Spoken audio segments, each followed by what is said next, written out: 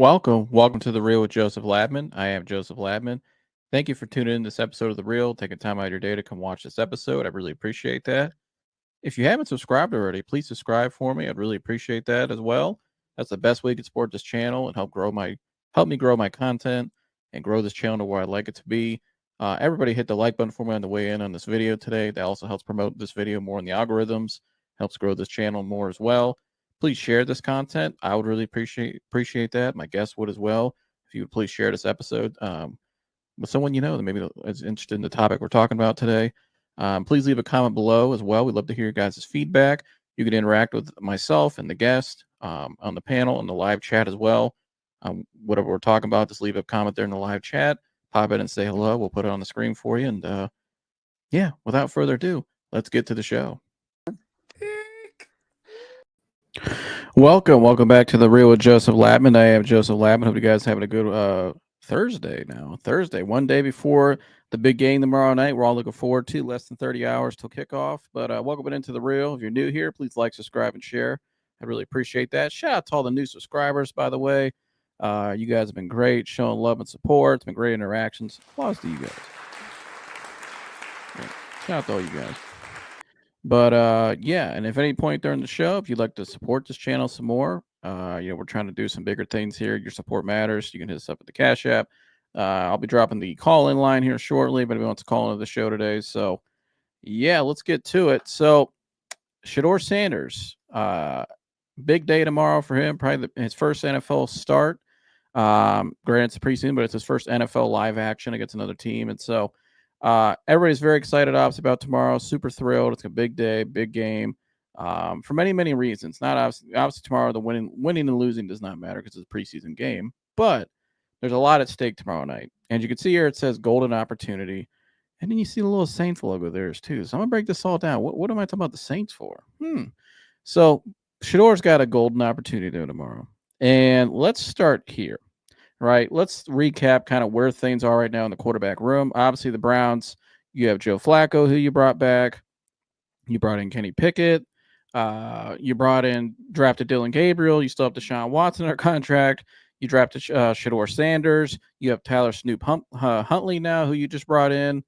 So you have five active, but six total quarterbacks in the room. And Deshaun Watson was at the practice yesterday in Carolina. So you have six guys in the room right now. And, yesterday, Andrew Berry, or I think it was the other day, sometime this past week, it was the other day, I think this came out. The Browns have the new Dome Stadium coming up here soon, right? Coming in Brook Park, the Huntington Bank Field. And he made a comment about what they're looking for in quarterbacks right now, kind of what they're looking for in terms of efficiency and stuff. And here's what Andrew Berry had to say. And I got something I got a couple takes on this. So let's listen to first what AB had to say, and then I'll react to it. And let's take it to the offensive side, because I think that's where perhaps in the passing game you get the biggest benefit. Complete control of the environment. It is perfect, ideal conditions every single time. And I think you've seen quarterbacks who, like Drew Brees, for example, look at his indoor-outdoor splits over his career. It is quite different, but you can have a certain style of quarterback indoors that maybe you couldn't have.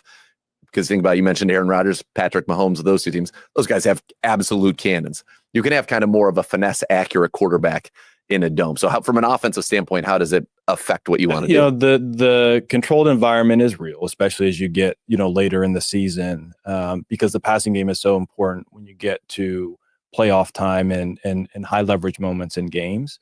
And we want that to be to our advantage. We've been very clear that we're focused on the quarterback position. We're focused on, winning passing efficiency over the long run, and being able to do that in a home environment that would be conducive to doing that perhaps a little bit more easily. We think that that's something that we're excited about.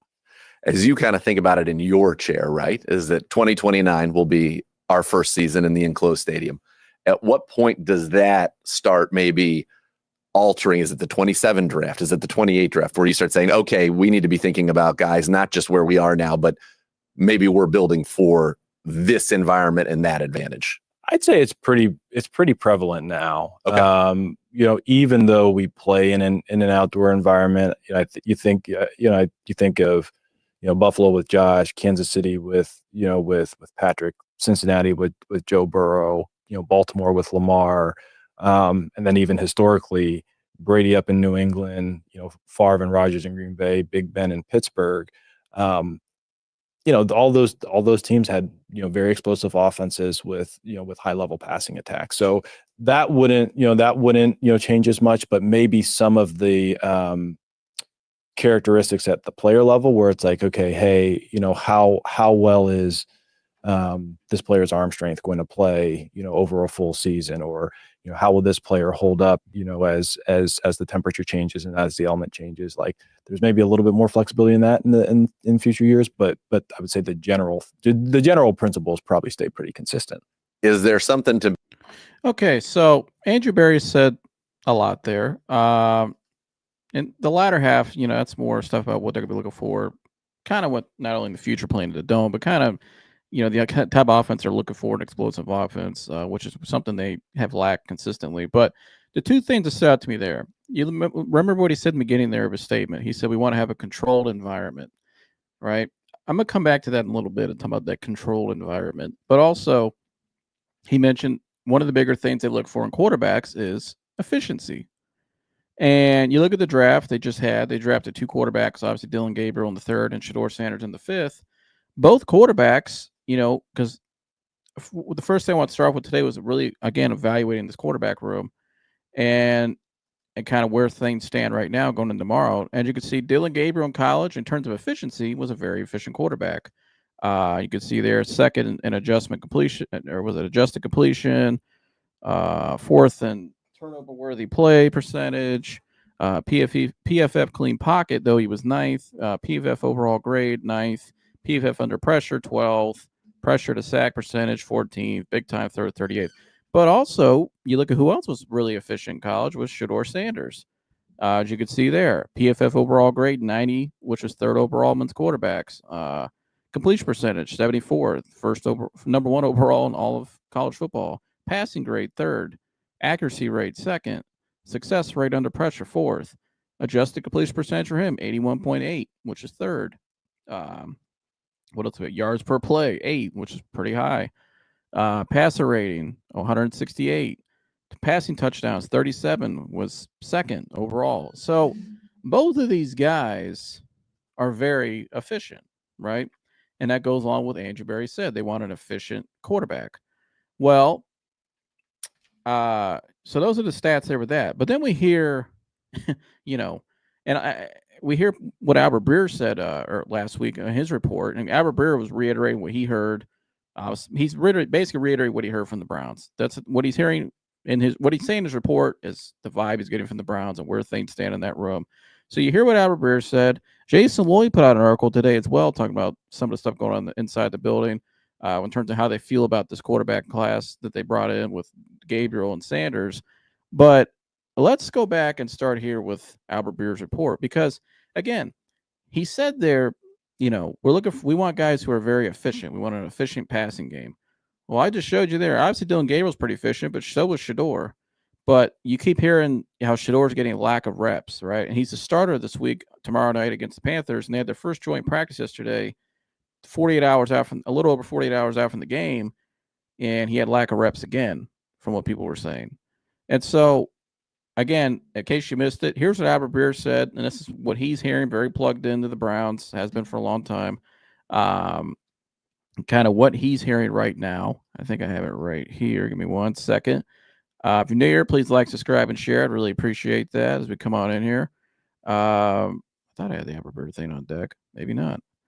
Right here. Here we go. So, again, here's the temperature of the room right now from Albert Breer, from what he's hearing from inside the Browns building. Takeaway number one, the quarterback situation is not even. It is an open competition still, but it's pretty clear the way that this thing is trending. All four quarterbacks still alive. Kenny Pickett and Joe Flacco worked with the first team. They also worked with the second team, but those guys got the bulk of the first team work. Dylan Gabriel got some first team spots. And then Shedeur Sanders was mostly with the backup. So what do we take from that? Well, clearly the two veteran players are ahead. Pickett went down the other day. He should be out about a week. That's going to increase the opportunity for Dylan Gabriel to work with the first team. I still think the likelihood is one of the two veteran players starts. Joe Flacco is very steady. and could bring a veteran presence to the offense.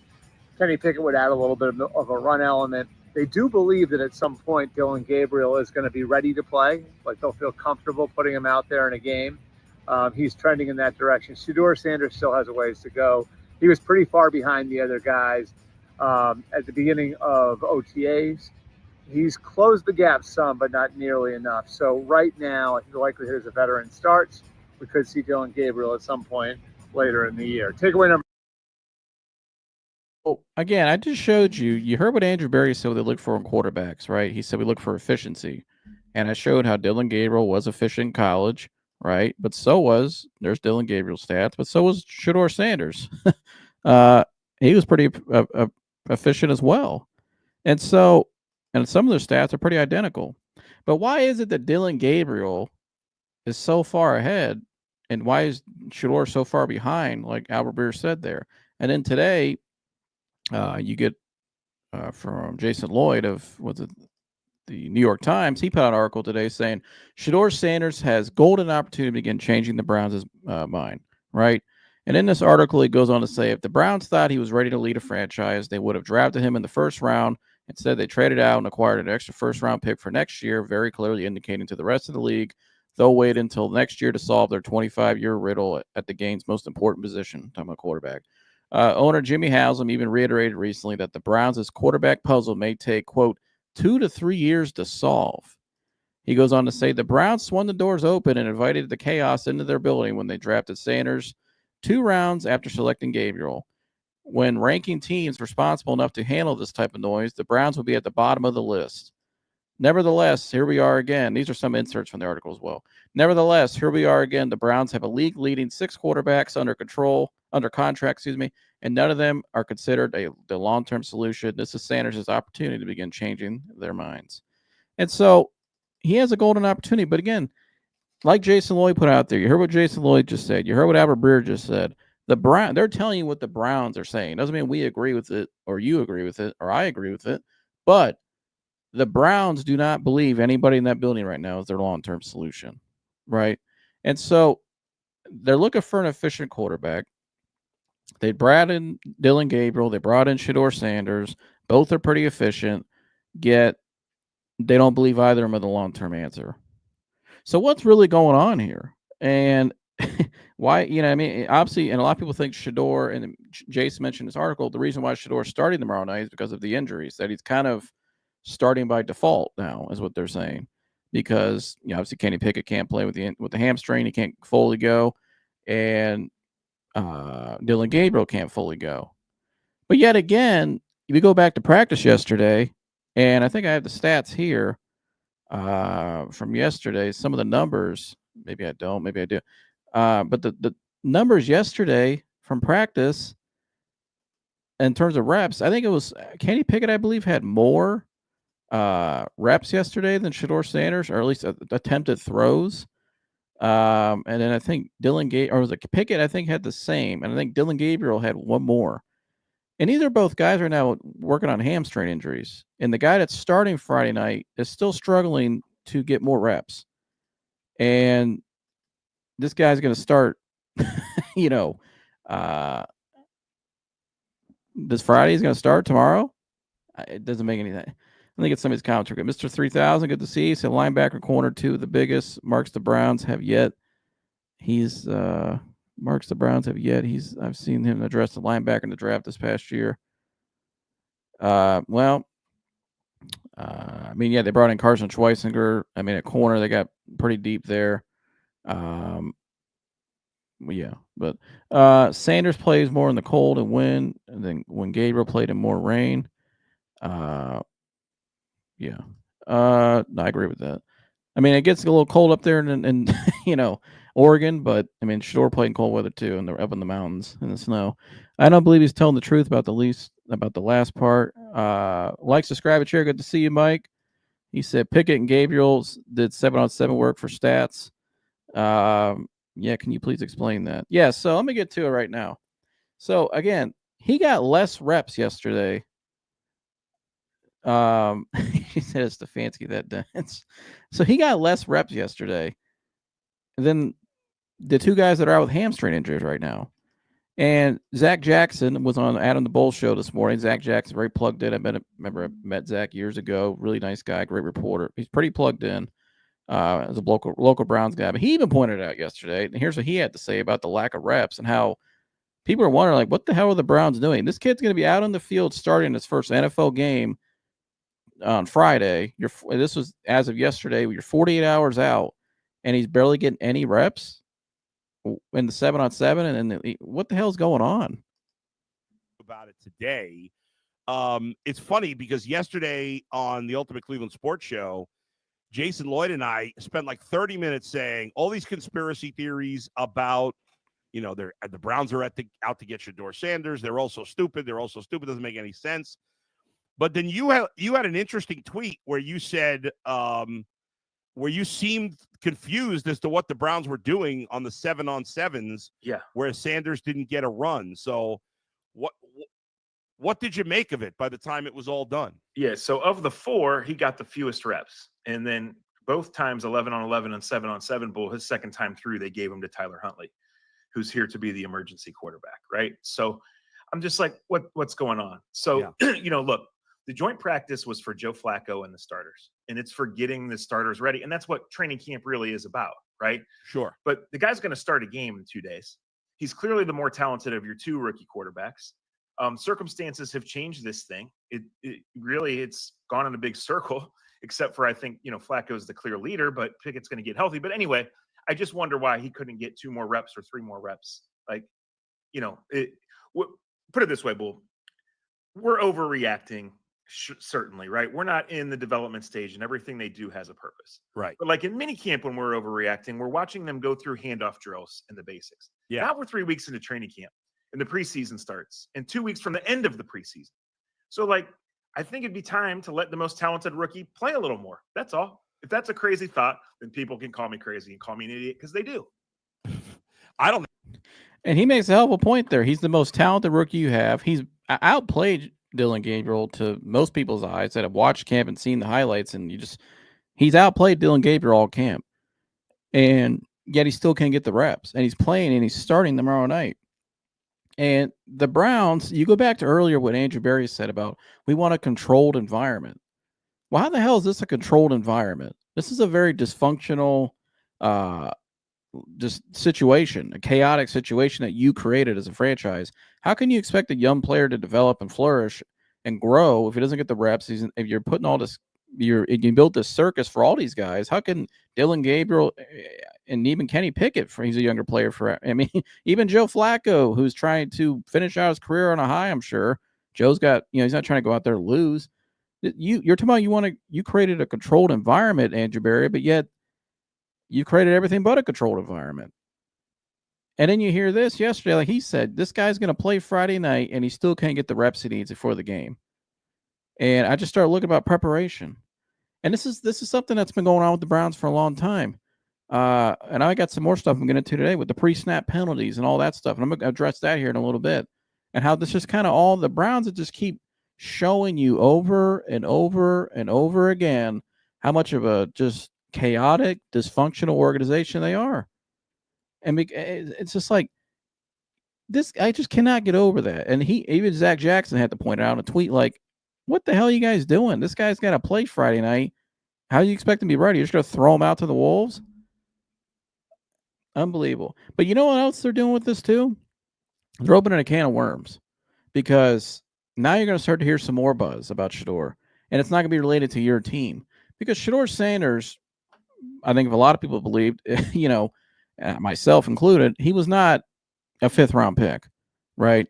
He was probably a first round pick. Should have been taken in the 1st round in this year's draft. I think he was the 2nd best quarterback after Cam Ward. That's where I had him ranked.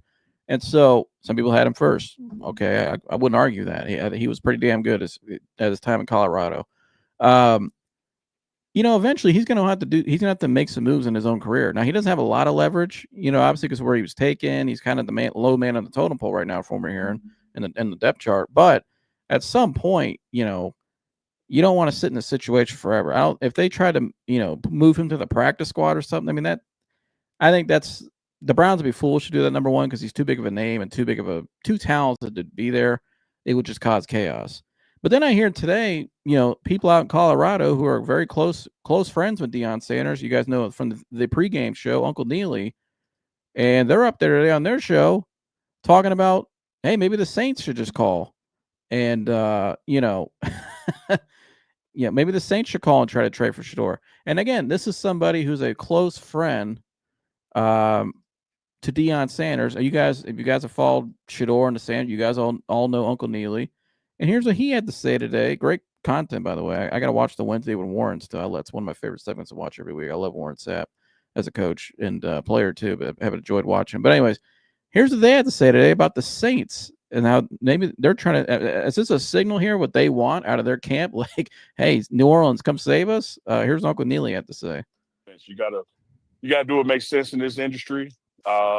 These are popular guys, not just in Colorado, but nationally. Shedeur still has the highest selling jersey taking place right now. I think he went over 250 million. So in his pockets, that's about 14 or 15 million when they do the breakout between the player, the league, and the team. Pockets ain't hurting, that's for certain. I tell you, Chico, I don't know if you saw my Facebook post last night, man. Oh, I think I did. I tagged New Orleans Saints in and Shedeur, and I said, Saints, Great post. call the Cleveland Browns, which I tagged in it, and said, man, make them offers of Shedeur. Yeah. And You got said a make first. Make them a real offer. Make them a real offer. Yeah, Yeah. legit offer. Yeah, don't come in here playing around now, because yeah, like I understand, like we talked about in the show before. I understand why he's 4 on the depth chart. That's where he was drafted. Right. And there has not been enough camp or failures by the 2 guys drafted ahead of him to shift the order. I understand that. But when you start getting into preseason games or the start of the season and your QB room is lackluster because you had some injuries or some guys retire, whatever the case may be, here the Cleveland Browns got a guy, a generational talent listed at 4th, sitting there. Man, y'all crazy. I'm talking about all the other teams that need a quarterback. They picked up the phone and said, all right, Cleveland, we got it. What you want? Exactly. Especially after seeing. And so that's Uncle Neely, close friend of Deion Sanders, obviously documents a lot of behind the scenes like Well-Off Media does, everything that's going on there at Colorado all year long, 24/7. And so, again, he put out a tweet last night. He just said it right there, telling, hey, Saints, call the Browns and try to go acquire Shedeur Sanders. And going into that draft, I think the Sanders family thought that Saints were definitely one of the options that he could have went to. I think it was the Browns, the Saints. I think the Jets were interested. There was a couple. There were some teams there that were rumored, and the Saints were one of them a lot. And a gentleman called in my show the other day. I think his name was Tim, and he said there was a rumor last week or a couple weeks ago to hear that the Saints were trying to inquire about Shedeur Sanders. And then we heard a rumor today that teams have called. This is from Mike Silver, The Athletic, that said reports that multiple teams had called the Browns about trading for Dillon Gabriel, but were turned away. Quote, after trading up to take Shedeur Sanders in the 5th round, the Browns rejected multiple trade offers for Dillon Gabriel, preferring to move forward with both rookies, end quote. And so the Browns' plan is to move forward both rookies. But there's rumors out there about the Saints and Shedeur. We just saw this from Mike Silver, who's pretty plugged in, how multiple teams called about Dillon Gabriel. The Browns said no. So the Browns are choosing to stick with this 4-man quarterback room. And now you're hearing people, they're like Uncle Neely, and who's in the Sanders camp. And I'm not saying Uncle Neely, this is something that's calculated or, hey, go put this out there. But I find it interesting that's what the mindset is coming from that side of things, because he is a close friend of Deion Sanders. But the interesting about the Saints, though, and shout out to Two Sports, he first said, I hope Sanders shows out. He said Saints chose the guy, Tyler Shuck, over Sanders. Exactly, yeah. And so I don't know why the Saints would do this, because they took, like he just said, they took Tyler Shuck over Shedeur. But I do find it interesting that they're putting that out there, that they're saying, hey, New Orleans, call and ask about Shedeur. I think Shedeur, when you watch the Well-Off Media documentary on that the draft log at the Deion's house, and I think it was in Texas. Yeah, in Texas. And so when the Saints made that Tyler Shuck pick, they were all, sitting around that screen on the little tablet there. I think they thought the Saints were going to take him, they thought it'd be a really good, really, really, really good chance. And I wouldn't doubt it. Maybe that's where they wanted to go, because it's down in the South. You know what I mean? You play in a dome. I think he would have fit real well in New Orleans. He He played at Jackson State, so it's right down the road, not too far from Mississippi. He's very familiar with that area. From Texas, only one state over. You know, I mean, that would have made a lot of sense for the Saints. And well, for Shedeur, really for the Sanders side first for Shedeur, but really, I think the Saints, he would have been a really, really, really, really popular guy down there in New Orleans, obviously. So, but they chose to go with Tyler Shough. But I'd still think the Sanders were, I wouldn't doubt if the Saints are maybe number one on their list. You know, I mean, I'm sure they want to get drafted 1 or 2, but I'm sure of all the teams that they probably thought the Saints were a really, really good fit. And so now you're hearing this, but hey, Saints, you know, you guys should make a call. You know what I mean? And so Shedeur has a golden opportunity. And that's why I put in this thing today with the Saints, with the phone. He has a golden opportunity. And that's why I put, he has a golden opportunity not only to show the Browns, like Jason Lloyd said. You remember what Jason Lloyd said earlier today in his article right here. This is Sanders' opportunity. Last line there. This is Sanders' opportunity to begin changing their minds, right? He has a golden opportunity, like you put in this title there. Well, I think this is a golden opportunity not only to show the Browns that they change their minds, but maybe a golden opportunity to show the whole NFL. And maybe that's why the Browns set it up this way tomorrow night. You know what I mean? Because I don't understand. He's not getting he's not getting as many reps still in practice, right? And I think I have that from yesterday as well. Maybe not. But there was a reporter there. You heard what Zach Jackson said, but there was another reporter too. I think Sheena Quickly, I think's her name, down there in Carolina. She even pointed out yesterday in a tweet how he's not getting enough reps, or he got significantly less reps today than the other guys. And so I don't know what's going on. I mean, it's kind of weird. Like, you didn't give him the reps he needs before the game to get ready, but then also, you know, you're not playing the other 2 guys this week who have hamstrings right now. But they're still getting more. They're getting just the guys with 2 hamstrings right now who are not suiting up tomorrow night. They're getting equal amount of reps in practice or more still than him. And the hamstring is a very tricky thing. You know, I coach Aguero on my show, world-class trainer. And again, the Browns, you know, a team who's, you know, had plenty of problems with injuries over the last couple of years. I think last year they were number 1 or tied with number 1 with the Lions and IR guys on IR each week. It was like a number thing I showed a couple weeks ago. The Browns are one of the most injured teams in the NFL for the last couple of years. And they just spent all this money on a whole new training staff this offseason, millions of dollars. And here we are, your 2 quarterbacks in camp both have the same injury with hamstrings. And so Coach Aguero, who I had on, he talked about how, you know, usually when you have these hamstring injuries, they take about 3 to 4 weeks to heal. Here's what Coach had to say. Yeah, I was going to ask you about Pickett, because obviously he's the big one right now that everybody's focused on because he's quarterback. Obviously, he likes to be a little mobile. You know, they're going to evaluate it week to week, it sounds like. We'll see where he is at the end of this week. How long does that recovery process usually take for, you know, these happen every year in the NFL. Yeah. So, I mean, how often do you think is it like a 3-week process? How long are we looking at here for Pickett? 3 to 4 weeks. Again, it's generically speaking, because I don't know what his recovery protocol is going to be. Yeah. Rest should be in that recovery protocol. I don't know what the Browns folks do for what I call a simple injury. I don't think he pulled it. I don't remember reading anything about him being carted off the field or anything. No, I think I'm not mistaken. Mike, you can hop in here. I believe he just walked off the field. Yeah, I think he just tweaked it a little bit. And that happens. And again, some of that, generically speaking, is preparation. I mean, Go ahead, Mike. This is what we're going to be doing today. This is what we're going to do. This is how we're going to prep. I saw a little bit of a warm-up as some reporters were on the field talking about, here we got pads on, blah, blah, blah. You know, and they're standing out there. And I saw a couple skips and hops and little things. I don't know how detailed they go into actual prepping for that stuff. Like a dynamic warm-up is optimal, but I don't know what they do. So it's hard to tell. But 3 or 4 weeks is generally kind of it. But he is not going to be sitting down 3 or 4 weeks. This is key for him right now, right, to be on the field showing stuff off. So I don't know how much of a pat on the back he'll get from the management saying, we know you're hurt, so we'll kind of give you a mulligan here and let you slip in here once in a while. I don't think he's going to sit down for that long. And so you hear what Coach said there, how these injuries take about 3 to 4 weeks to heal. And like you said there, though, they don't have 3 to 4 weeks. These guys got to play right now. This is a crucial part of their career right now. And this, and you know, Yeah, stay hydrated. Shout out to Coach Greer. But it's a crucial part of their career right now to go out there and perform in this camp. This is their opportunity.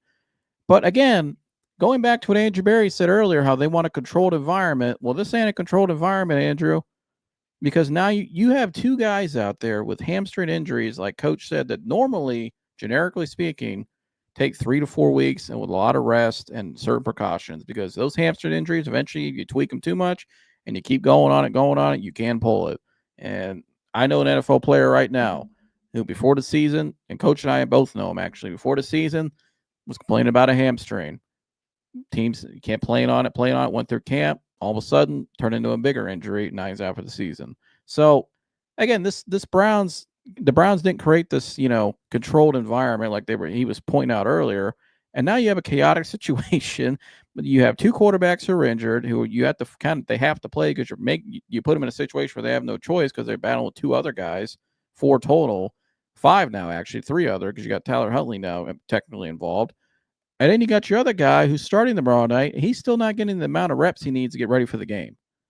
So this is just another – the Browns right now, this quarterback situation, are showing us what they've always been, which is a dumpster fire, chaotic, dysfunctional situation. And I don't know how any of these quarterbacks can floor. I mean, Joe Flacco, because he's 40, he's experienced. He can overcome it. But how can any of these quarterbacks – which one of these quarterbacks can overcome all this dysfunction? And so,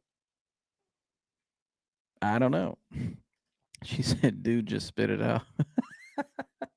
What am I trying to spit out? What should I spit out, Miss Pamela? Would this be happening to Manning or Nussmeier kids? Let's get back to some of these comments here. Let's see. If these quarterbacks coming out next year were so great, how come none of them were rated higher than Cam Ward or Sanders? The reality is that they went back for a 5th year because some of them need to get their stock up. I personally, 27 will be special, like 26. I think 26, I think, would be mid to god awful, like Blake Bortles and Jake Locker draft class. It's a blame game. If he does well, quote, I did it. If he does bad, quote, told you so. Yeah, that's for sure. Collusion with NFL owners, but why? Backup and spot starter. Stay hydrated. Would this be happening to the Manning or Nussmeier kids? Dude, just spit it out. What do you want me to spit out, Miss Pamela? Oh, yeah, stay hydrated. I got to star that one. But again, my bigger issue today with this whole thing. Oh, yeah, there's another one. Tyler Shedeur been intriguing to say the least. The reports are true. I don't see him lasting long in the league unless he can get his act together. But at 27, when his season starts, I don't see it happening. Sorry, I'm working. Oh, you're good. Okay, so I got those. Oh, owners colluded to make Shedeur a 5th-round pick. Well, here's my thing, right, with Shedeur Sanders, Miss Pamela. Thanks. Now I understand what you're going at. Thanks for tuning in as well. Here's the whole thing that with Miss Pamela that I don't understand right now with the Browns. And I understand why Uncle Neely is upset and why they're saying what they're saying about, hey, Saints, call them. Call the Browns and try to get them out of here, basically is what they're saying. Go anywhere. Because I think what they're realizing, like everybody, we've all known here in Cleveland forever, is that, like I was just saying, the Browns are showing you how dysfunctional they still are. You have 2 quarterbacks out there, like I was saying, with 2 hamstrings that could risk an injury long term that should really not be playing. But because of the situation you created, this controlled environment that Andrew Berry talked about earlier, that I played the clip earlier, that they're trying to create, this is far from controlled environment. You got 2 guys playing on injuries, and they're still getting more reps than the young guy who has the most upside and has outperformed the other rookie in camp.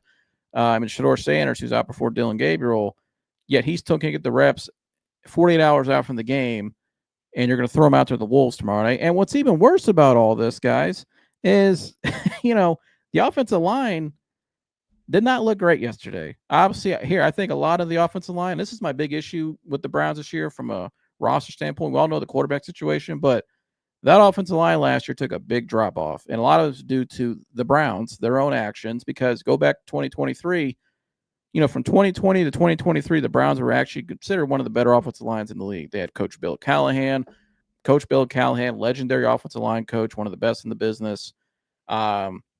after the 2023 season, Paul DiBodesta, who is really the real president of the Browns, Mr. Moneyball Analytics, this is from Albert Breer, reported that, told Jimmy Haslam basically, they needed to build an offense more around Deshaun, and they were upset. They weren't thrilled with Deshaun's development as a quarterback and blah, blah, blah, because they invested all that draft capital and money into Deshaun Watson, so they were all in the Watson thing.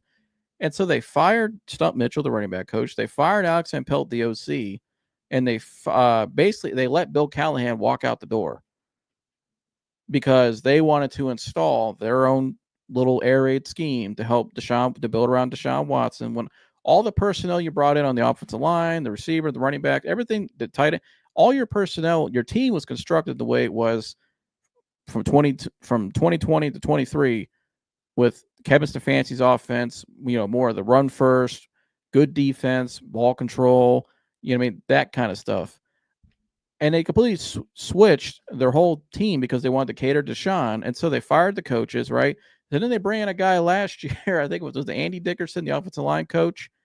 And by the end of the season, we're reading that Mike Vrabel, who's a defensive guy, shout out to Vrabes, Mike Vrabel, defensive guy, was taking over as the offensive line coach at the end of the season. And the offensive line last year was atrocious. They were hurt going in the year. You had guys playing hurt. You had guys out of shape. You had guys playing in a scheme that didn't really fit what they were used to. You got a whole new scheme. All this, it was complete chaos. You had them in pass protection like 75% of the time. They're getting tired. They were never able to enforce their will. So now we're coming into this season where we have an offensive line. As a former offensive lineman myself, you got to break a lot of those habits, kind of whip it back in shape. You know what I mean? You got to relearn all the, old habits and bad habits you had from last year and kind of reintegrate back to where you were. And so now they're kind of in a mess there with offensive line. If you're a rookie quarterback or any quarterback, even Joe Flacco at 40, Joe Flacco's not a very mobile guy. So probably one of the most least mobile quarterbacks in the league. So now this offensive line yesterday, some of the highlights we saw, they did not look great. They were getting whipped a lot. And you saw, I think it was a center. I think it was at one point getting put, or a guard was getting put on his back. You guys getting beat. It was not a good day on the line of scrimmage from the reports coming out of that joint practice for the Browns.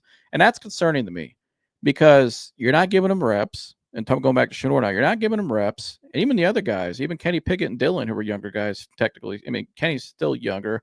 Dillon's a rookie. You got two guys out there playing on injuries. You got an old 40-year-old not mobile quarterback.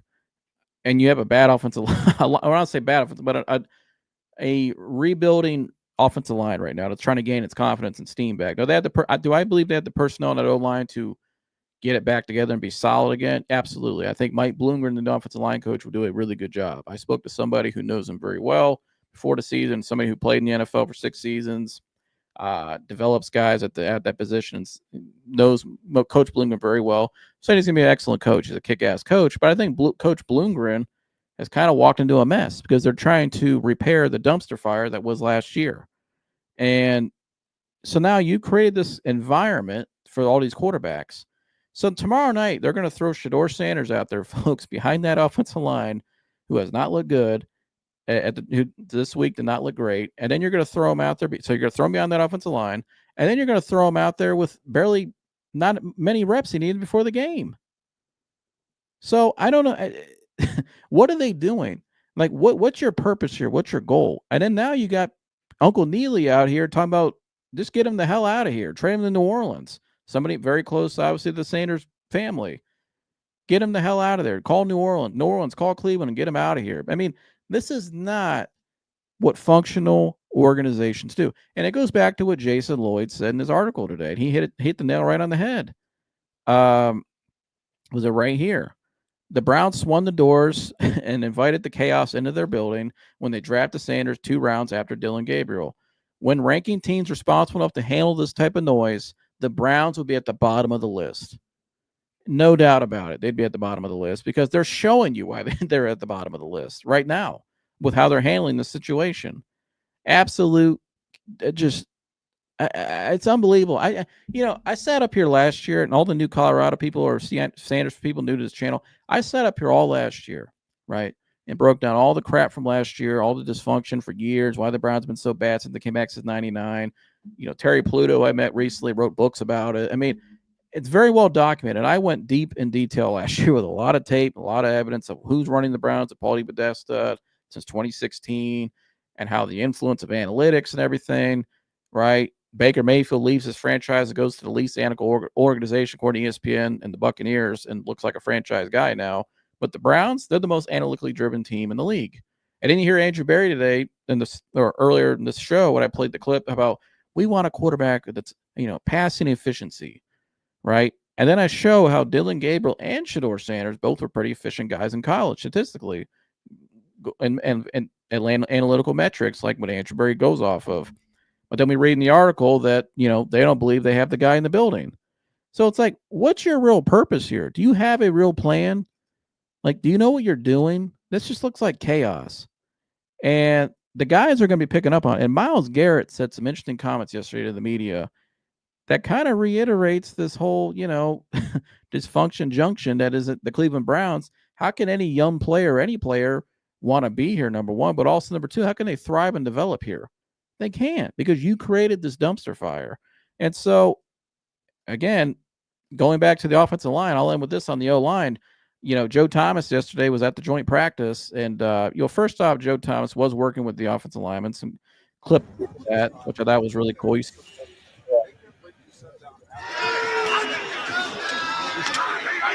Joe Thomas working with DeJuan Jones, the left tackle, and so that's good to see that there. Joe Thomas, my favorite player of all time. I wore 73 because of Joe Thomas, great guy.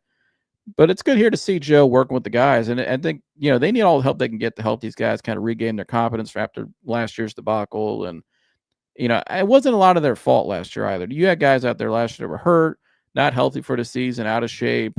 So it's good to see Joe out there with guys like DeJuan Jones right there, helping him out. Joe Thomas, one of the best left tackles of all time, the gold standard at that position, working with DeJuan Jones. But, Joe went on the radio this morning and watching that practice yesterday.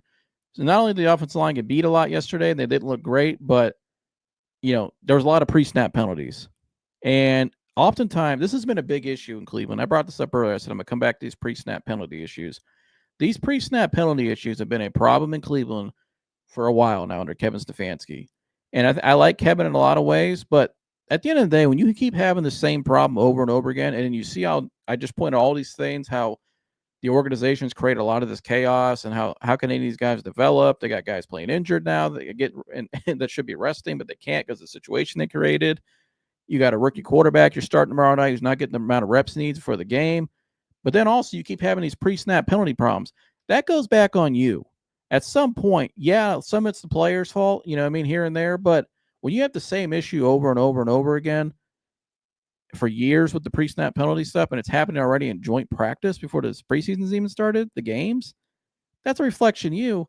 And Joe Thomas talked about it this morning, on 92.3 The Fan with, the Ken Carmen show with Anthony Lima. Shout out to those guys. Here's what Joe had to say about the pre-snap penalties. This is Joe Thomas, first ballot Hall of Famer, one of the greatest left tackles ever.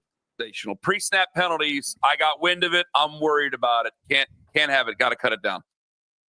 Yeah, that's really been one of the biggest concerns, I think, with Shedeur, just like any young rookie quarterback thus far, because, hey, it's different when all of a sudden you're running plays under center. You got a new snap count. You got a bunch of different things to think about with shifts and formations and all the other knuckleheads on the outside who are also young trying to figure things out. So you got a lot going on. And, of course, once the ball snaps, you got some things you got to do too as well. So there's a lot going on when you're a young quarterback, and there has been quite a few procedural penalties. And that's the first thing that you want to see cleaned up in that first game. Obviously, every team around the NFL says they want to work on turnovers and penalties. And you, in your career with the Browns, you had teams that were penalized a lot. You were teams that were not penalized so much. Is it just randomness, or is it a different accountability? Is it a different teaching point every year, every week, really? Yeah, I think the great thing in coaching is you get from the players what you emphasize. So if you're a team that emphasizes discipline, you emphasize reducing penalties and self-inflicted wounds, that's usually what you're going to get. Now, of course, situationally and, of course, scheme has something to do with that, and definitely personnel. You got Myles Garrett there. He's probably going to get a few more sack fumbles and force a few more turnovers. Same thing if you're running some high-flying offense that's throwing the ball a ton. Of course, you're probably going to have a few more turnovers. Oh, and great. There's a giant fire engine coming right now. But a lot of it is dictated by the situation and then what the coaching staff is going to emphasize. So I think this year, when you're a team that wants to lean on your defense and you want to lean on your running game, minimizing those self-inflicted wounds is going to be crucial for the Browns. Joe Flacco. Joe Thomas joining us here in the show. Joe Flacco.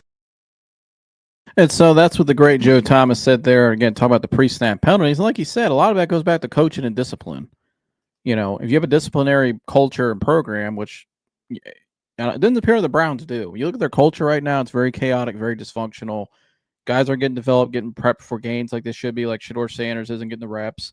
You're throwing them out to the Wolves tomorrow night. Your offensive line's not looking good right now because they're kind of rebuilding and trying to, get their mojo back from the situation you put them in last year when you let their coach just walk out the door because you wouldn't go along with your crap. And so, and it did, like, again, the Bill Callahan thing, yeah, his son was coaching in Tennessee. I get all that, but he was under a contractual agreement. The Browns allowed him to leave. When you have a guy like that, and Stump Mitchell said this on his show, coached with him, who got fired when all that happened, and Stump had no reason to be fired either. He did a good job with the running backs. But anyways, he has had guys like Nick Chubb and Kareem Hunt and even Jerome Ford that one rookie year produced when you needed him. So I don't understand that. But anyways, that's a whole other thing. But like Coach Stump Mitchell said, you don't let a guy like that out of your building when he's under contract. You're going to play out your contract, and when you're done, or coach out your contract, and when you're done, then you can leave. But the Browns just said, no, you can go. Because the Browns wanted to install their people last year, and Ken Dorsey and Andy Dickerson, all led by Paul DePodesta, who said, we need to, get some new people in here. I got that clip. I'll bring that clip up again, too, from Albert Breer. In case of people who haven't seen that, when the Browns made the changes last year, going into last season, when they fired the coaching staff, come out of 23 for no reason, they're kind of paying the consequence of that decision now. And Albert Breer said it at the time, and I have it right here. The day they fired Alex Van Pelt and he went to New England, he hit the nail right on the head. I think I have it right here. Give me one second. Here it is. So here again, here's what Albert Breer reported last year. Again, when the Browns made those foolish, in my opinion, not very calculated decision of firing the coaching staff. And now you have an offensive line who's paying the price for it and trying to rebuild. Here's what Albert Breer had to say last year when they fired Van Pelt. One key here that people will miss if they don't know it, right? So in Cleveland, the reason he was let go in Cleveland was because ownership and Paul DePodesta, not Kevin Stefanski, ownership and Paul DePodesta were frustrated with the progress Deshaun Watson had made.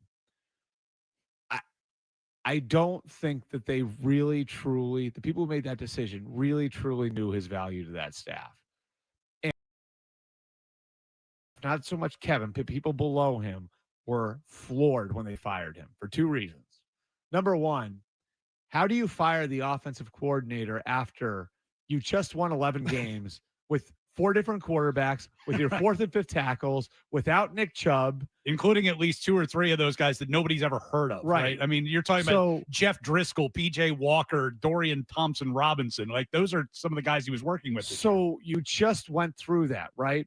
I mean, so how often do you see teams survive losing 1 tackle, let alone 3? They lost their first 3 tackles for the year. They usually don't.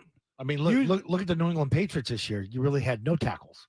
There's no tackle depth. There's no tackle depth across the league, period. Yeah. And he was able to help build an offense that was able to sustain with Joe Flacco coming off the couch, with their fourth and fifth tackles, without Nick Chubb, Kareem Hunt coming back in. So there's that. Like, that I think is one reason why people there were floored that he got fired. The other one I think is the real key, though. He was the glue of that staff. Kevin, if you know him, he's a great guy. He's not the most outgoing guy. He's just sort of like his personality is very dry. He's got a good sense of humor, but he's not like this outwardly gregarious guy. Alex was the one that held that staff together. When guys were coming out, when guys were going in, he is a guy who was a unifying force in that building. And after the year the Patriots just came off of with this. And so that's what Albert Breer said last year again when they made those changes. And so I can catch up with some of these comments here. So now you guys who maybe didn't know what happened after the 23 season, remember when the Browns went on that Joe Flacco run, and they had all those issues that year, yet they still made the playoffs. But yet the Browns said we're still going to fire the offensive staff that just did all the things that he listed there. And then now they have you saw what happened last year was a dumpster fire because of those decisions. And now you have an offensive line that's we're kind of rebuilding again, trying to get back to where they were. But then you also brought in 2 rookie quarterbacks who you're going to throw behind that line. And one of them, you're not giving him enough reps that he needs to get ready for a game that he's starting in tomorrow night. And so now what does this all have to do with short? That's well, to answer that question, it's all the stuff I just stated. Why does the starting quarterback have to work with a terrible line? Because again, that's my whole point, Miss Pamela. And my whole thing today is when I hear Uncle Neely out there saying, hey, trade him to New Orleans, and then I lay out all the stuff that's going on right now in practice with the offensive line as bad as it is, this whole situation that the Browns created, this chaos they created. You know, you hear the GM in the clip I played in the game to show them they want a controlled environment. Well, this ain't a controlled environment. This is furthest from it. I don't know how a young player can develop in this kind of environment and flourish and find the way. You know, you'd have to be a very, somebody that can overcome a lot of this, which I think Shedeur can overcome. And I'm going to get to that in a minute. I hope they find a unicorn QB, and trade Shedeur. Shout out to Navalia Brown. Dylan can't see over his own helmet. Yeah, the highlights I saw from him last week when he didn't look great, the heights definitely show, which is what everybody said coming out. Which is, I mean, the night we took him third round, I was live and reacted to it. I was just like, "What are we doing?" Like everybody else on the panel. And you hear, was it Darryl Ryder, the local Browns reporter this week, said on the radio, he doesn't look like an NFL quarterback. He's got a long way to go. So, yeah. But Shedeur can't get the reps. He's looked better than him in camp. It just doesn't make any sense to me. I don't know what the Browns are doing here. Are you trying to win? Are you trying to turn the culture around? What are you doing? Q-Dog, good to see you. Didn't Pickett and DG get reps yesterday in Charlotte? Yes, they did, Q-Dog. And they're both playing on hamstring injuries, which I could see them getting reps if they're going through light, light reps and stuff like that, trying to rehab this stuff. Although I played with Coach said earlier again, how Coach Regrera, again, world-class trainer, works with pros, collegiates, high school, youth, trained Butch Reynolds, many, many guys. Coach knows all about sports science just as well as anybody in sports medicine. How those injuries usually take 3 to 4 weeks of rest and light work. These guys, though, because of the situation the Browns created, these guys have to play, because if they don't play, they're going to lose out on an opportunity. Because you have, let's say you're Dylan Gabriel, let's say, or Kenny Pickett.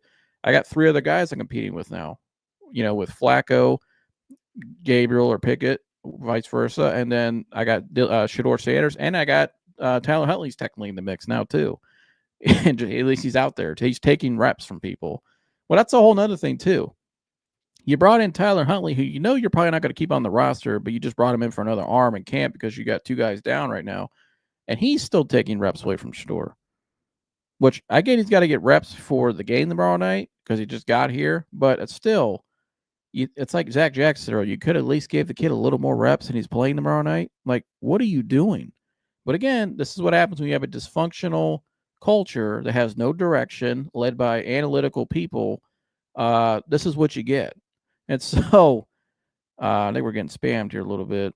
Hey, Tuna, if you keep seeing these streaming things, just go ahead and ban them, because you got the wrench. They keep spamming today. So if you see them, just go ahead and boot them. I'm calling him Gabriel.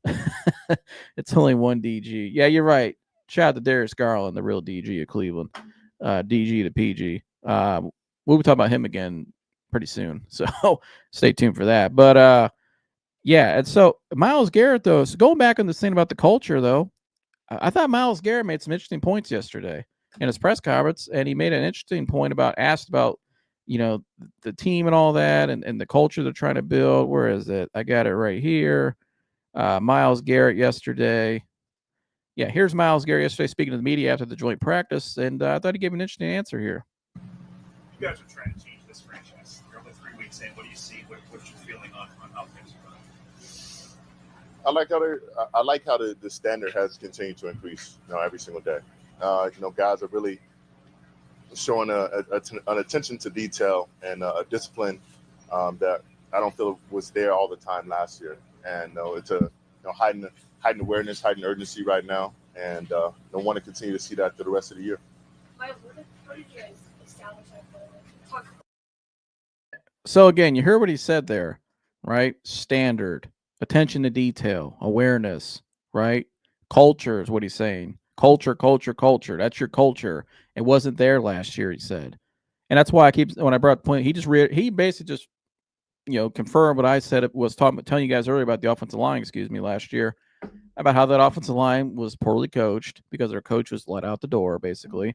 And you made all those coaching changes last year, and you put all these guys in a bad situation that the organization created, led by Paul DiBodessa, which you heard from Albert Breer. And so now you're paying the price for it this year, and then you got 2 rookie quarterbacks you got to put behind that line. And that line did not look great yesterday at practice.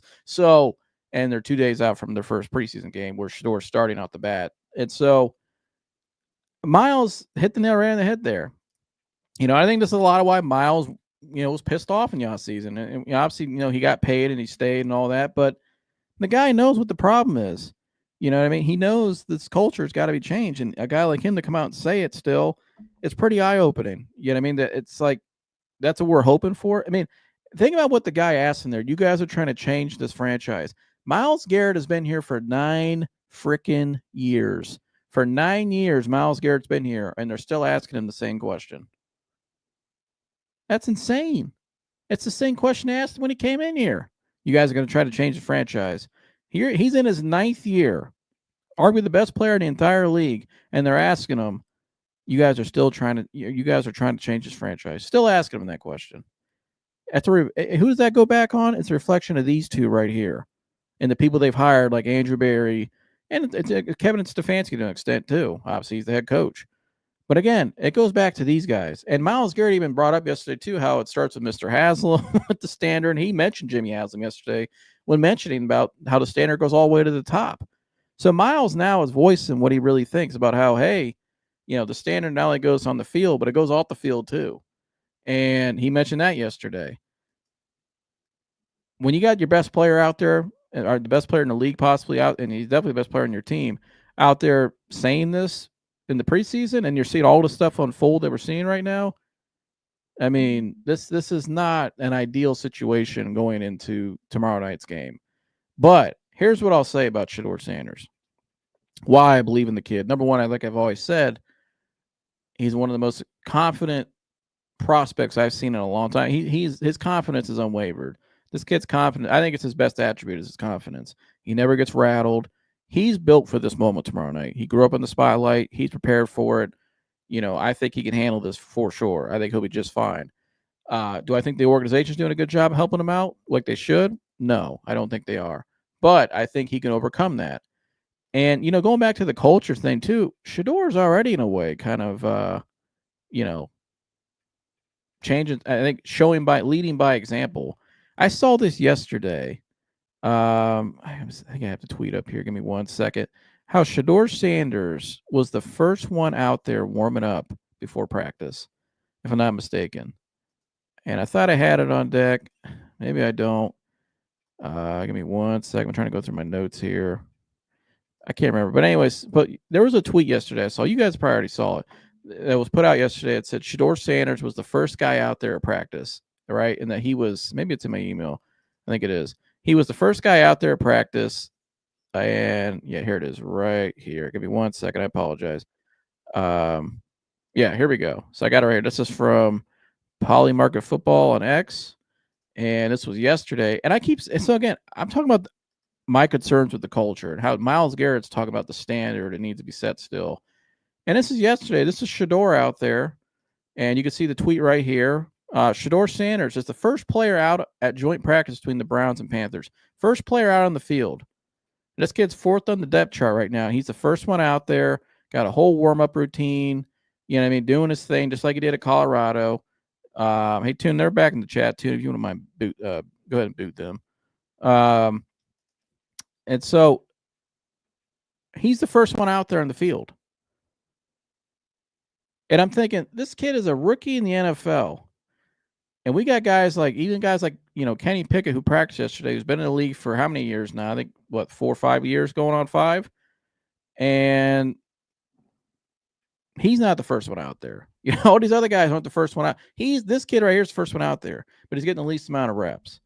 And I'm just thinking to myself, if I'm trying to change a culture and I see this kid's out there doing this warm-up routine, I see Myles Garrett taking time out after practice to work with this kid and help him out. And, you know, Joe Thomas gave a report yesterday as well, what he's hearing about Shedeur inside the building. Here's what Joe Thomas had to say about Shedeur yesterday. Let me look at my notes here. 3 minutes and 50 seconds. He was asked about what he heard about, because Joe Thomas obviously is very plugged in with the Browns. He knows everybody in the building. So here's what he said yesterday about Shedeur, what he's hearing from inside the building, what they think of him. Up on him yet and start playing for a quarterback next year.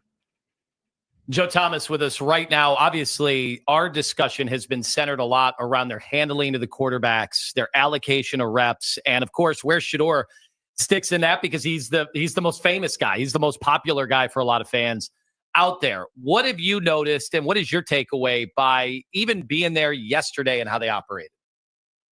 Well, I think talking to people in the building, everybody's been very impressed with Shedeur Sanders and how serious and driven and motivated he is to be great. I mean, he's doing all the things right. And really, some of the noise that you hear on the outside and some of the controversy around how Shedeur is being handled is not the feeling within the building, because he's doing everything right.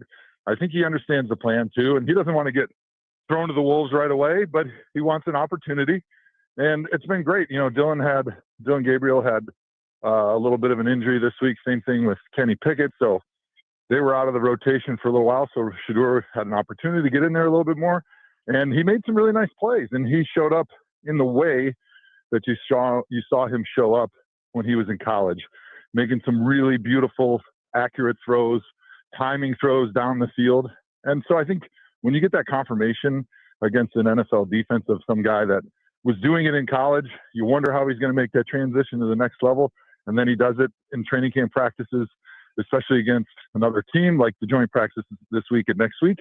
You start to feel really good about him. Now you start to think, okay, now we need to find a way to get him a few more reps. Still getting Joe Flacco ready, probably to start, but let's get Shedeur a few more reps, get him the majority of the number 2 reps, those opportunities to grow and see how quickly he can grow and learn this offense. Well, that makes a lot of sense.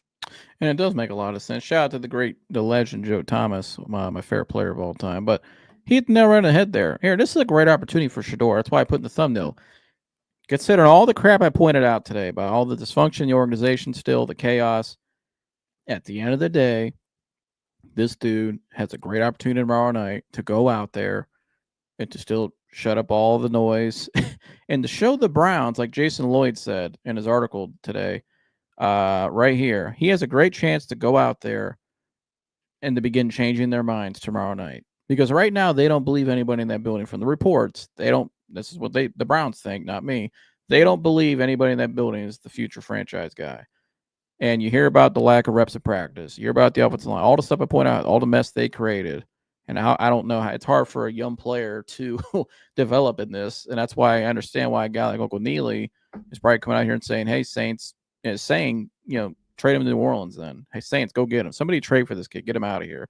Because the Browns are not, it's like he pointed out here, if there's anybody that can handle, when ranking teams are small enough to handle this type of noise, the Browns will be at the bottom of the list, right? So considering all that, this kid Shedeur Sanders still has a golden opportunity tomorrow night to go out there and to put all that to rest, like Joe Thomas said. Because if he goes out there tomorrow night and plays his ass off and lights it up like he can and embraces the moment and plays really well, he's going to leave them no choice but to have to give him more reps and have to play him more. Because if they don't, people really start to wonder, what the hell are you doing? Because that would look really, really bad. I mean, they already look bad in a lot of ways to me, but for the stuff I pointed out today, but that would look really bad.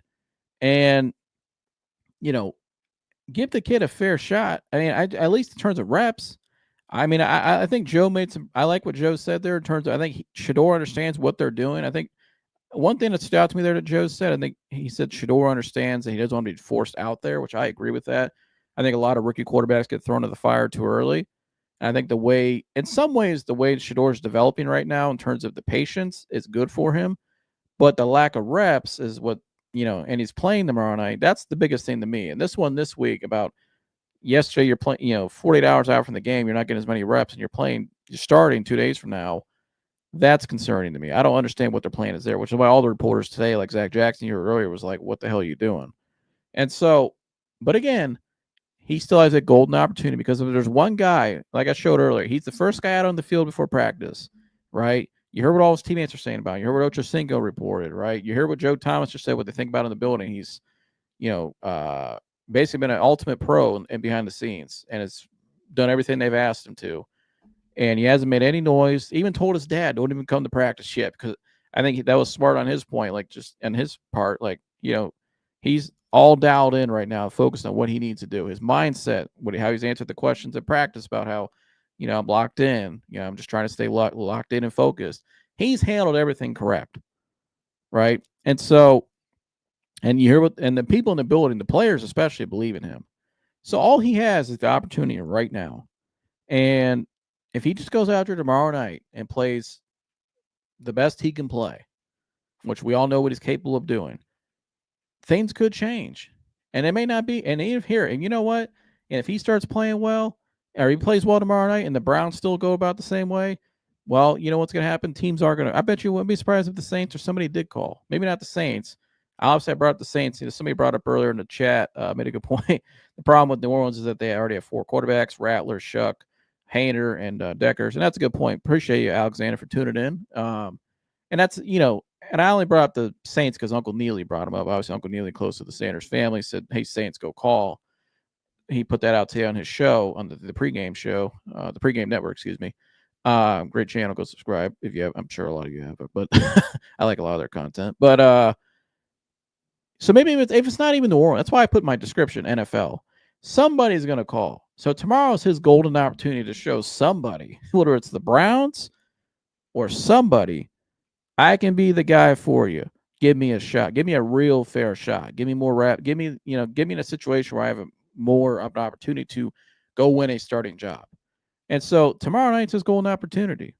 And I'm going to close out with this. I thought Uncle Neely, he had another gentleman on his show who made some great points today. Let me see right here. Excuse me. This gentleman here on the right, you can't see him on the screen right now. I thought he laid it all out, made some really nice points here about how, this is a great opportunity for Shedeur.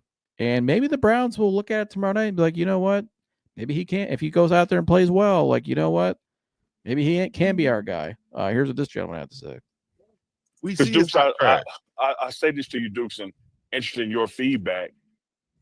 And I hate to even try to make something logical because the Cleveland Browns have had 40 quarterbacks since 1999 when they came back in.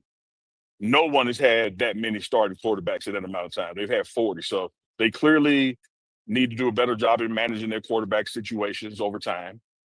Having said that, I don't see logically how you can release a guy and get nothing for him, when you can trade for him and get something for him. So from a business standpoint, they're going to go into the regular season, right? Look the way it looks like now, with 4 quarterbacks on their roster, 5th if you count Deshaun. Why not entertain a trade for him? There are teams out there who skipped over him wrongly, so like the Saints, I'm starting with them. The Steelers, but they got Ed Rodgers for a year. Man, if I'm the Saints, I'm calling. Yeah. I'm calling Deuce. What Deuce? I know you don't want to talk about Deuce because the Saints your rival, but put that to the side for a second. No, straight up. Like this the thing. There's some positivity in this whole mess, right? Mm-hmm. And so they always say you got to find a silver lining in the cloud. I'm looking at the story that's building up of why a team would continue to mishandle a player. And so I'm looking at it and I'm trying to dive in so I can say, all right, you got a top 2 quarterback at last year's draft that you are not giving 1 reps to, that if you would have gave him more capital, you would have given him those reps. Mm-hmm. The only reason he's not getting the reps is because he doesn't have the capital on the other side of it. But that's fine. But the thing about the trade is going to be, we know what the preseason is. For guys who may not make the team, and I'm not saying Shedeur won't, but I'm just saying in general. Preseason games are auditions or interviews for other teams. Absolutely. So we may hear more of that trade talk after Shedeur does what he does. because I have no doubt in my mind about what he's going to do when given opportunities when the bullets start flying. And that's when he's at his best, under pressure. He's not going to melt or he's not going to fold under a big moment because his whole life has been a big moment. Now, with that being said, once he does that, Cleveland ain't going to let him go. Like Cleveland's like one of them. Like Cleveland is like it's like one of them dudes who as long as she's right here, don't nobody want her. Then oh man, she be all right. Oh man, she ain't all that. But They treat any type of way. But they don't take nothing but a player like Big Dog Chico to say he want. They don't take nothing but a big old player like Uncle Neely to say he want her. And then you feel me? Yeah. Then from that point is now, oh man, I gotta have her. We knew this all along. So you getting all the benefits. You getting the cooking and the cleaning. You getting the media clicks. You getting the jersey sales. But you're not treating it fairly. But guarantee you, because like in every, and we could go back to my man Tyler Perry. You know how them Tyler Perry movies end when they don't do right? Chico twin, they don't do right. There's always a light skinned brother with Chico braids. I'm telling you, but and I'm making light of the situation. But honest to goodness, I feel like Cleveland is only going to clean closer to Shedeur as he starts to perform more and more on that national level. So I think we stuck with it for a while, and I think it's only going to be a testament in Shedeur's testimony that he's taken a team that has not had luck with a quarterback in 30 years. And he'll be the first one. And I think he made a lot of great points there. How tomorrow night, that's why I keep saying, it's a golden opportunity for Shedeur. He can go out there tomorrow night and really showcase why they should give more reps, why, what I mean? And he's really not showing, this guy's made a hell of a point that I brought up on this show the last couple weeks, how I said all along, Jimmy Haslam was the one that really forced the pick to go get Shedeur. I know he said otherwise, but I think at the end of the day, Jimmy Haslam made it known I want Shedeur Sanders. That's why they went out and took him even after taking Dylan Gabriel. And so, and I said one of the reasons why I think they took him was because I think a lot of these owners last year saw Bronny James get taken 55th overall by the Lakers and didn't play a whole lot. But by Christmas of last season, he had already generated $50 million for the Lakers. And so, in revenue. And so you look at a guy like Shedeur Sanders, who's a much bigger brand than Bronny James nationally, is a much better player in his own sport. He's already the number one jersey sales amongst all rookies. And, I think Uncle Neely pointed out earlier, he's already generated I can't remember. It was a crap ton of money he pointed out earlier. He's already generated. Shedeur Sanders is really going to show Jimmy Haslam tomorrow night. This is why you need to go tell them to give me more reps. Basically, he's going to show Jimmy Haslam because Jimmy Haslam needs some of that money because Jimmy Haslam's got a stadium to pay. He's got a stadium he's got to pay coming up. I think what did Uncle Neely say? I think it was right here at the beginning of the show. He pointed out what he's already generated jersey sales. I believe it was right here.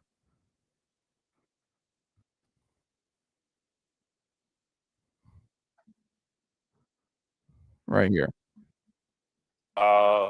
These are popular guys, not just in Colorado, but nationally. Shedeur still has the highest selling jersey taking place right now. I think he went over 250 million. So in his pockets, that's about 14 or 15 million when they do the breakout between the player, the league, and the team. Pockets ain't hurting, that's for certain. I take Chico in his pockets, that's about I think he went over 250 million. $250 million already. And that's divvied out between him, the team, and the NFL. So Jimmy Haslam, I don't think is going to be anxious to trade Shedeur Sanders because the money is generated. I think Jimmy Haslam, like I said all along, is invested in wanting Shedeur to work out because I think he, as an owner, it makes sense from dollars, from a money standpoint. He needs that money for that stadium coming up. But I think, Shedeur, if he goes out there tomorrow night and shows what he can do and what we all think he could do, I think there's a good chance ownership may step in and be like, listen, this kid needs to get more reps. You guys need to just stop. I think and Jimmy Haslam's one that's always been real conscious of not meddling in because he's meddled in a lot in the past with a lot of things, but I think he's trying not to now. But this could be a situation where Shedeur may, give again. That's like Jason Lloyd said. He has to start changing their minds and leave them no doubt.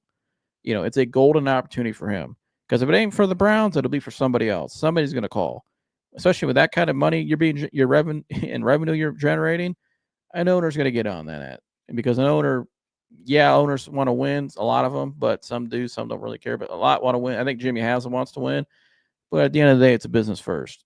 If this guy can make me some money, okay, that's the first thing they look at. You know what I mean? So tomorrow night's gonna be fascinating. Tomorrow night, I don't know if I've ever seen a preseason game this anticipated.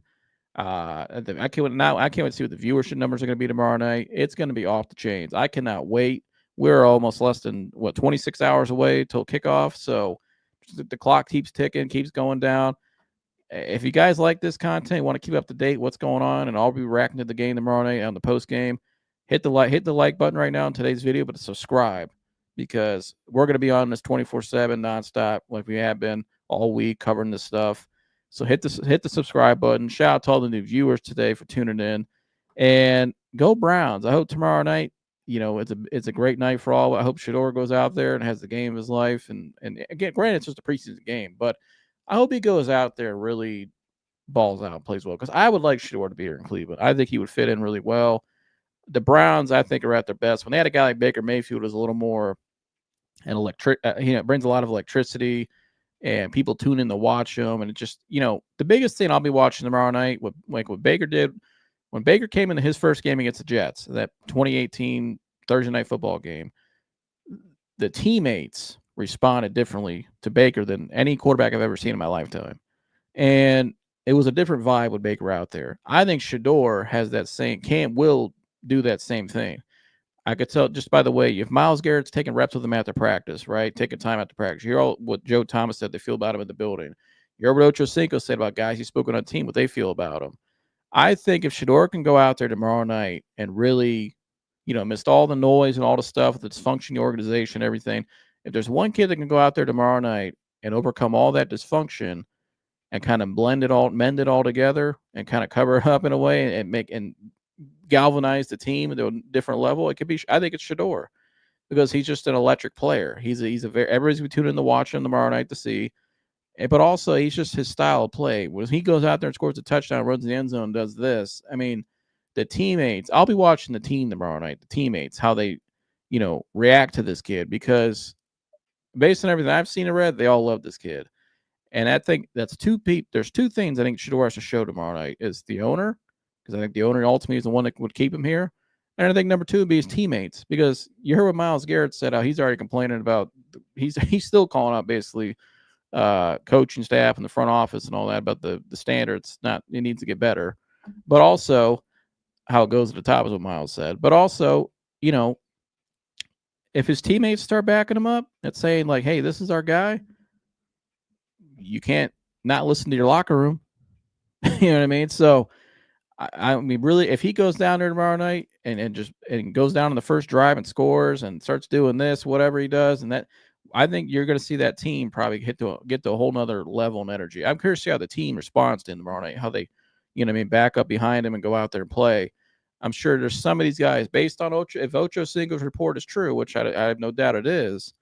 I think you're going to see some guys out there, a little extra juice tomorrow night to go out there and help this kid play, have a good game, and be there to back him up. So.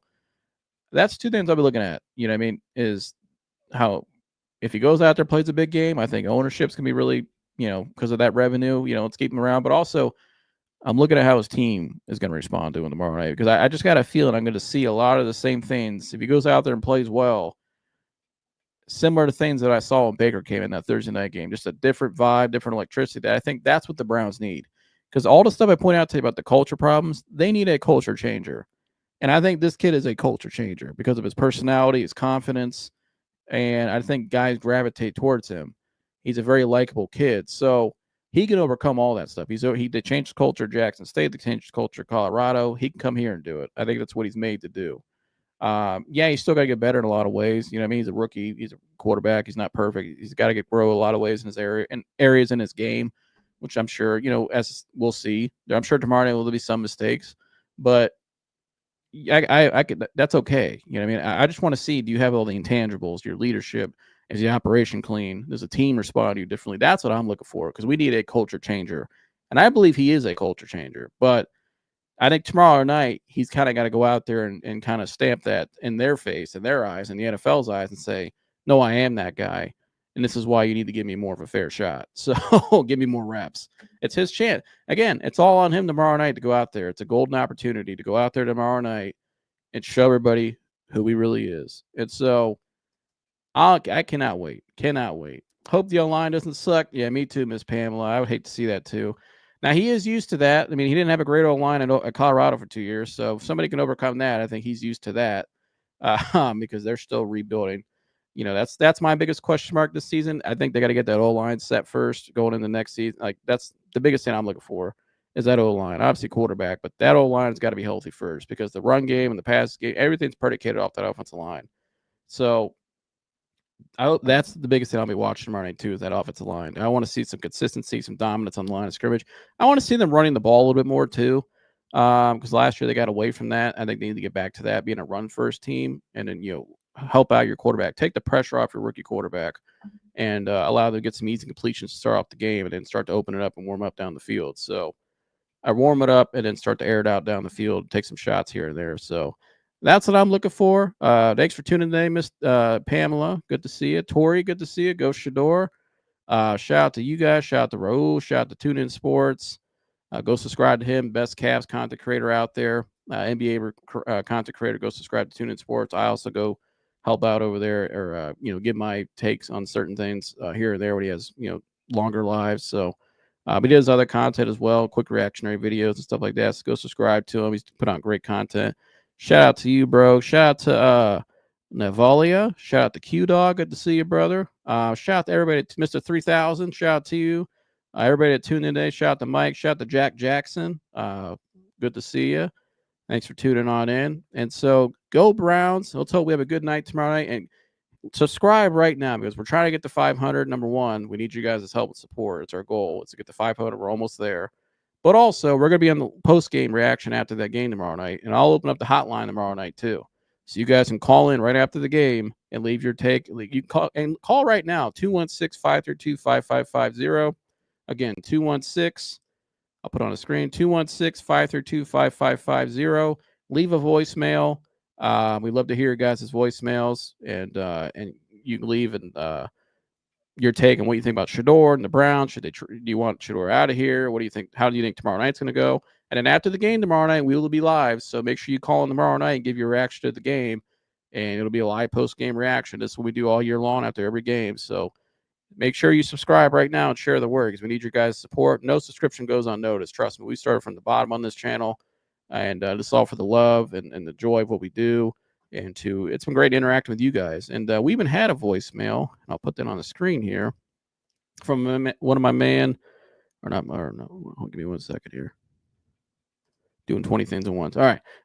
We had a voicemail from my man, Rodney. Rodney, about who came to this channel he was a Sanders fan and found us over here at The Real, and has been one of our favorites. Rodney left the voicemail the other day, and here's what Rodney had to say. Hey, this is Rodney Porter calling the self-sabotage hotline. Thank you, man. Love you guys, Joseph and Michael. Just wanted to call, man, and tell you guys that you do a fine job, a great job. We just really understand that you are fair, and we appreciate that, and that's why we tune in, not just because we love the Sanders family and Shedeur. Thank you so much. Keep up the great work. Really appreciate you guys. I'm from California, and you already know, Shedeur is QB1. What's going on, chat? Shout out to Rodney. Salute to Rodney, my guy. Love you too, Rodney. Appreciate you guys' support, and we're glad you guys like to tune in, and we keep it fair and honest for you guys. And there's no agendas over here. I just call it down the middle. I'm a very pro player show as a former player myself, until I had to medically retire when I was in high school. But all right, now let's see here. This is real. Call from Leo. We do have a call. Press 1. Leo, you're live on the reel. What's going on, brother? Hey, man. Hey. All right. So I'm a Jaguar fan. All right. Okay. I follow Shedeur. All right. I've been following him, especially with the HBCU football at Jackson State. Then he went to Colorado. All right. I've been following him the whole time. I know how good he is. I saw him live when he played in Colorado and when he was at Jackson State. My issue is when he got drafted late, which is okay. It's all right. You know, he has to prove his, he has to earn his keep.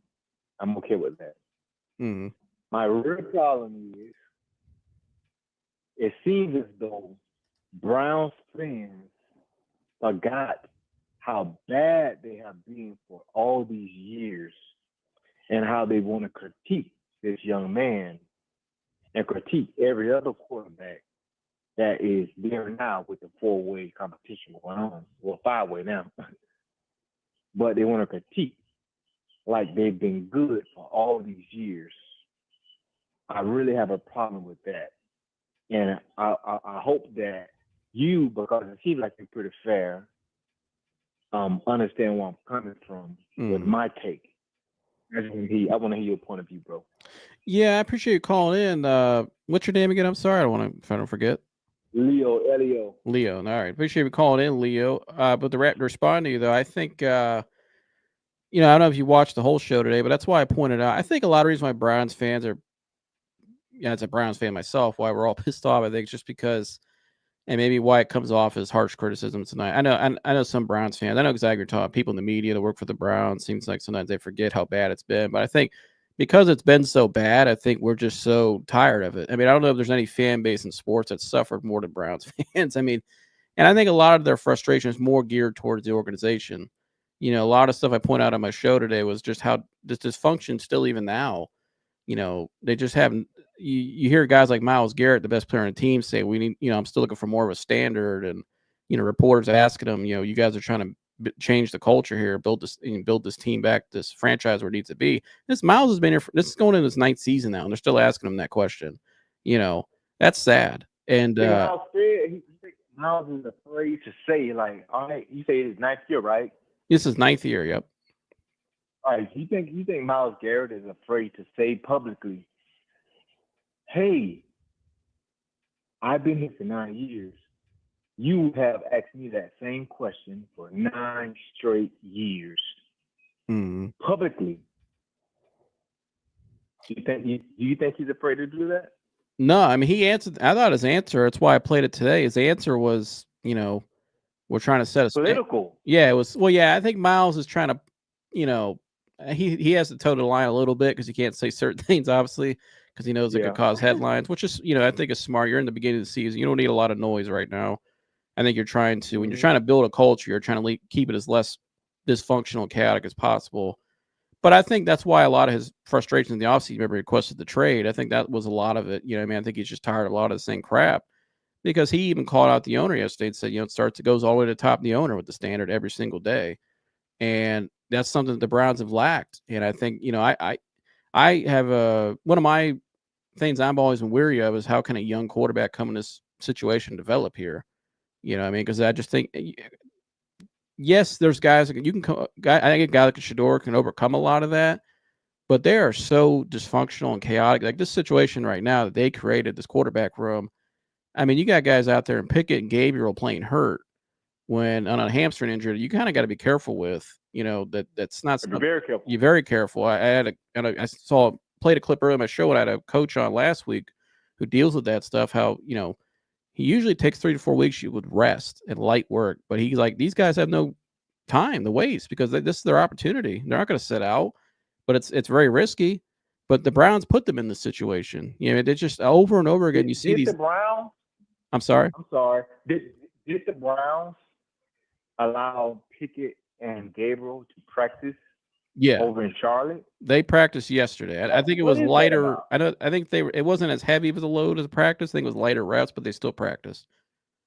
It don't matter. They shouldn't practice at all. All that should have went to Shedeur. Every single rep should have went to Shedeur to get him for preparation for this upcoming game. Because this guy, I was watching. Who was saying that? Well, anyway, I was watching this show yesterday, and it was talking about Ocho Cinco and Nightcap. Yeah. And it was pretty much saying like, hey, this guy, Shedeur, is playing like we dream about this moment like our whole life. Like when you're at home, you're shooting a basketball, you're like 3, 2, 1, you shoot it, and you're like, yeah, I made it. Like we sit here and we lust about these moments our whole life. He's about to be in that situation, living a dream. Why not set him up for success by giving him those reps now that we know that he's going to start? Give him those reps and sit Kenny Pickett and Dylan Gabriel. You know, hey, you guys have to just wait it out. Next week you play Philly. Next week you get more practice opportunities. Let this young guy, get his reps so he can be prepared. Flacco should have did the same thing. Since Flacco's not playing, I've been in here for 18 years. I know how it goes. I'm a Super Bowl champion. Go ahead and get your reps in. Go ahead and get prepared. Because I know you're not going in here like it's a preseason game. Shedeur, you're going in here like it's probably the Super Bowl. It's your chance. Show everybody, you know. Yeah, and that was concerning yesterday to hear that he didn't get the reps. Even I know Zach Jackson, pretty good Browns reporter, pointed that out today. He thought it was kind of concerning he didn't get the amount of reps he thought he should have got going into that game tomorrow night, and that's concerning. I don't know what they're. Yeah, to me, it just speaks more how dysfunctional they are. Just it seems like they have no direction, but I don't know how. I'm not sure what Kevin Stefanski was thinking there on that one because that doesn't make any sense. Are you trying to sabotage him? I don't know. You know, I don't think they are, but I can see why people bring it up though because they created it. They make people think otherwise. You know what I mean? Like I don't. When you keep doing these type of things, the way how they're conducting the situation, people are going to feel a certain way about it, and they're going to say it publicly. And so, I mean, we'll see. I mean, I think ownership likes Shedeur for many reasons, not just for. I think they feel like maybe he was better in a 5th round pick, which we all know. But I think revenue wise, he's already generated $250 million. I think Uncle Neely said today. So I think from a business standpoint, Haslam's loving it. But an owner's has your views piled up a little bit more because since Shedeur got there, have you been getting more views?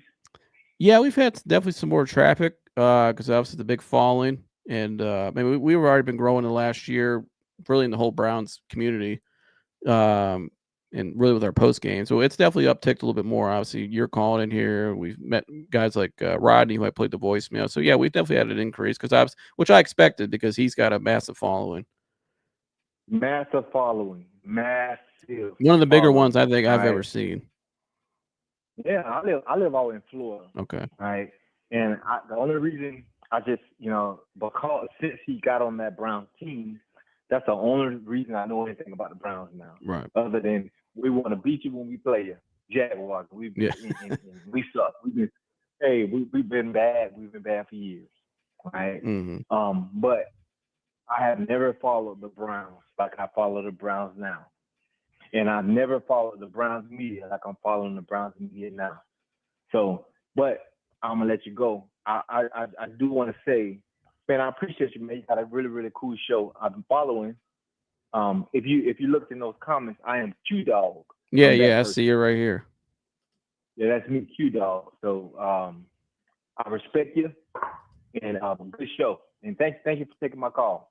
Absolutely. Thank you, Q Dog, and God bless, brother. Hope to see you back here soon at the hotline. Thanks. Shout out to Q Dog. Very cool.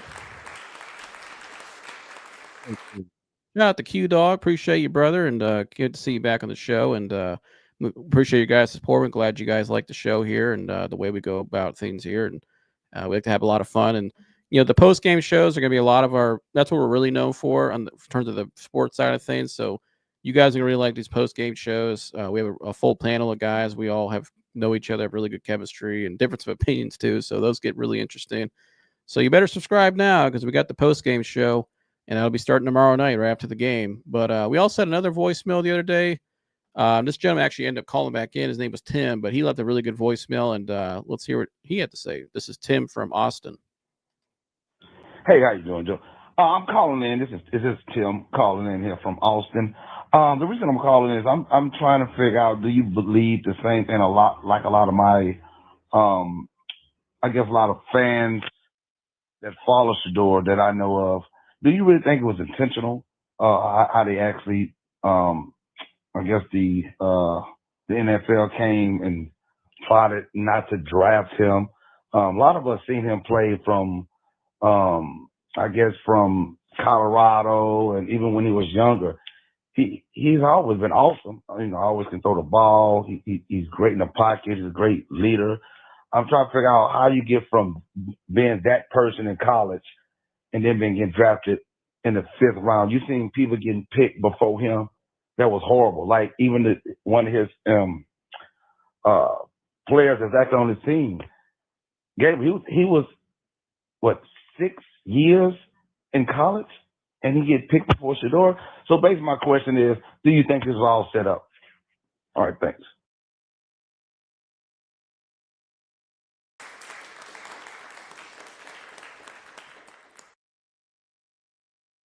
Oh, sorry, my bad. I was muted. Shout out to Tim. But yeah, give Tim a round of applause there. But Tim, we talked about that at the time when the draft happened. Obviously, I think we were all surprised he fell to the 5th round.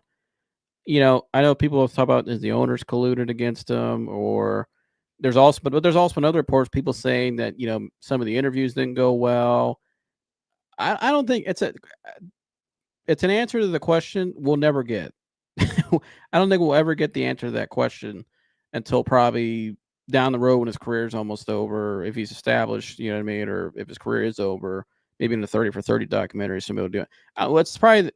We'll never get the real answer on that, what happened really in the whole process. But I would just say, I think the way Shedeur's approached it is the right way. I'm here now. Whatever happened, happened. This is my opportunity.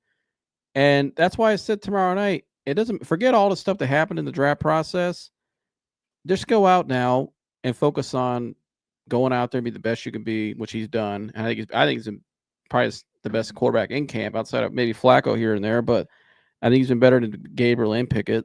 Tomorrow's the golden opportunity to go out there and show everybody what you're made of, and cement that and stamp that, and show everybody that you should have been taken a lot higher in probably in the 1st round.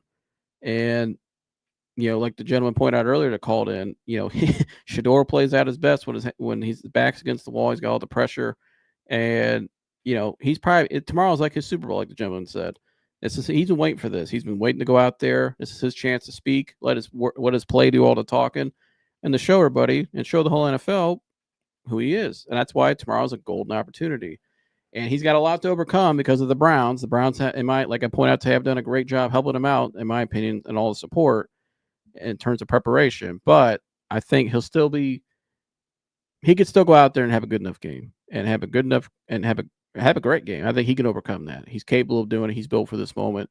If anybody could do it out of all these rookie quarterbacks, it's him. So I can't wait, because he's all the stuff, his whole life he's prepared for this, really. He's been in the spotlight his whole life. He's dealt with pressure. He can go out there and handle this tomorrow night. So I can't wait. And I hope to see you guys back here tomorrow night on the post game. Like I said, please like, subscribe, and share. Please subscribe. Help us get to 500. We really appreciate that. That's our goal. And no subscription goes unnoticed. Definitely not. We thank all you guys. And if you'd like to support this channel, like I said, subscribe. Hit us up here in the donations. You can call on the hotline, leave your voicemail. And love all you guys. Like, subscribe, share all the good stuff. Go Browns. We'll see you tomorrow night after the game. Exciting. Can't wait. I'm out of here. Gone.